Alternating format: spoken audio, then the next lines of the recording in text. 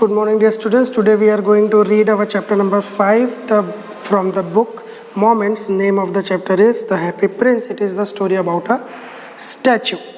High above the city, on the tall columns, stood the statue of the Happy Prince. He was glided all over with his thin leaves of fine gold for eyes. He had two bright sapphires and large red ruby glued on his sword hilt. तो एक statue की कहानी है। वो statue पूरी तरीके से बना हुआ है अलग अलग प्रीशियस स्टोन से, है ना। उसके ऊपर गोल्ड की लेयर है, उसकी आँखों में रूबी लगी हुई है, उसके स्वॉर्ड में भी प्लेटिंग लगी हुई है, सब कुछ बिल्कुल एकदम प्रीशियस स्टोन से बना हुआ है। One night there flew over the city a little swallow. His friends had gone away to Egypt 6 weeks before, but he had stayed behind. Then he decided to go to Egypt too. तो उस शहर के ऊपर से एक swallow एक क्या होता है, एक छोटी चिड़िया होती है, वो जा रही होती है।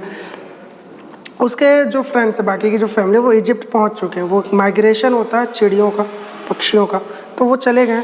वो थोड़ा पीछे रुक जाता है, उसके बाद वो अकेले इजिप्ट की तरफ जाता है। All day long he flew, and at night time he arrived at the city. Where shall I put up? He said, I hope the town has made preparation.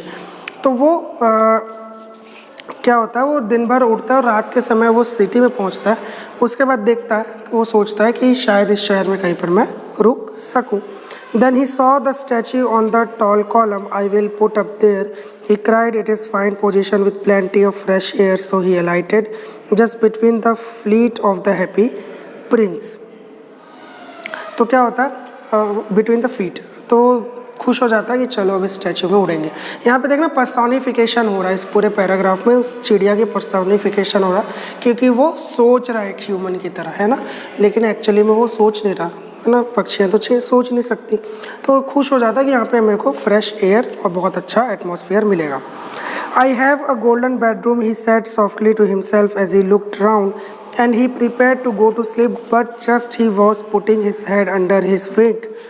A large drop of water fell on him. What a curious thing, he cried. There is not a single cloud in the city.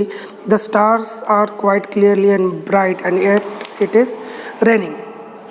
तो जब वो सोने जाता है तो उसके ऊपर थोड़ा बारिश होती है, थोड़ा कुछ बूंदे पानी की गिरती हैं। तो सोचता है अभी बारिश तो कहीं हो नहीं रही है, तो फिर कैसे ये पानी की बूंदें मुझ पर गिर रही है, क्योंकि आसमान तो पूरा साफ है।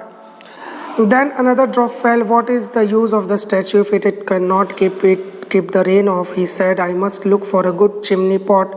And he determined to fly away, but before he had opened his wings, the third drop fell, and he looked up and saw.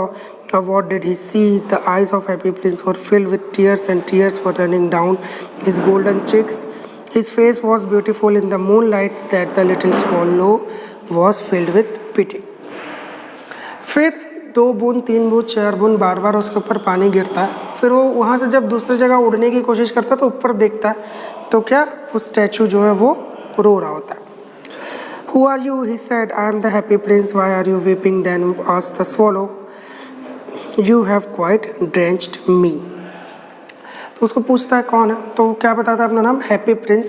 तो हैप्पी प्रिंस क्यों रो रहा है, तो आगे देखते क्यों रो रहा है। When I was alive and had a human heart, answered the statue, I did not know what tears were, for I lived in the palace where sorrow is not allowed to enter. My courtiers called me the happy prince, and happy indeed I was, so I lived and so I died. And now that I am dead, they have set me up here so high that I can see the ugliness and all the misery of my city, and though my heart is made of lead, yet I cannot choose but weep. So अब यहाँ पर एक metaphor use होता है।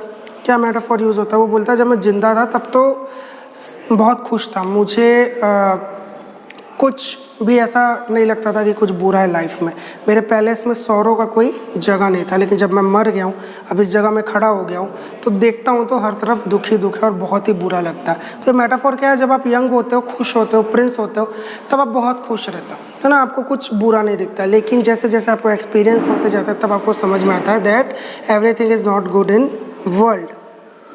Who are you? He said, I am Happy Prince. Sorry. What is he not solid gold? Said the swallow to himself. He was too polite to make any personal remarks. Far away, continued the statue in a low musical voice. Far away in a little street there is a poor house.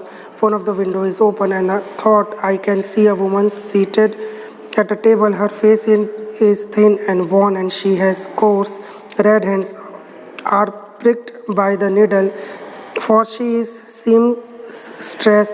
She is embroidering flowers on a satin gown to the loveliest of the queen's maids honor to wear to the next court hall. In a bed in the corner of the room, her little boy is lying ill. He has fever, and he is asking his mother to give him oranges. His mother has nothing to give him but river water, so he is crying, "Swallow, swallow, little swallow. Will you not bring her ruby out of the my sword hilt?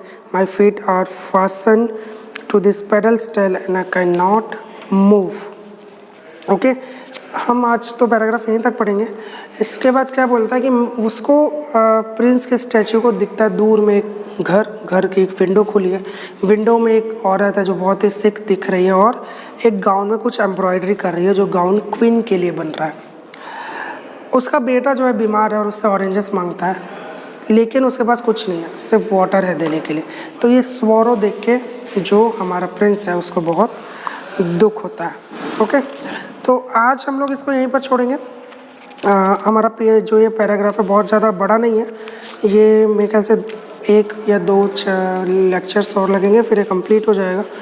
बहुत ही simple सी story है, बस इसमें metaphors बहुत ज़्यादा है, इसमें subtext बहुत ज़्यादा है जिसको समझने की ज़रूरत है। So thank you for listening to me, have a very nice day.